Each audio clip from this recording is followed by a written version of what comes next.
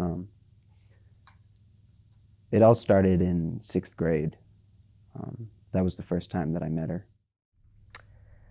I met her about 2 years ago. I met her in middle school. I thought, we could be close, we could have a healthy relationship, and I quickly started spiraling out of control.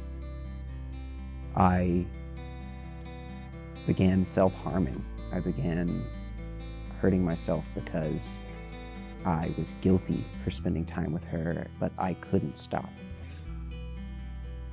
I started looking to my friends for help, but they were all doing the same thing. They were all going down the same path. I didn't see a way out. Eventually, I realized that I couldn't keep going this way. I tried to get away. I tried to leave her.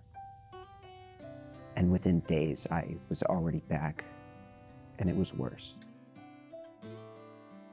I was neglected as a child, and I was never really taught how to regulate my emotions. So I ended up relying on her all throughout high school. I would use her to shut down my feelings so I wouldn't have to deal with them. And she ended up ruining almost all of my relationships and friends. I think I just felt so much pressure to be something. And in doing so, I totally lost myself in her. I just kept going back to her over and over again. And it's just this pattern that I couldn't break. And she is a reason that I failed most of my sophomore year classes. The biggest way that I was able to stop was actually talking to myself more. I know it sounds ridiculous, but it was like I was talking to the child inside of me. Looking back on it now, I realized the hole that I was trying to fill.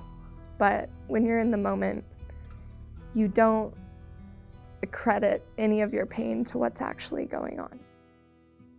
I was eventually able to finally get her out of my life, but nothing's ever been harder. I would find ways to escape with her and just constantly spending time with her to avoid what was really going on. Who was she to you? She was cocaine. She was Molly. She was Adderall.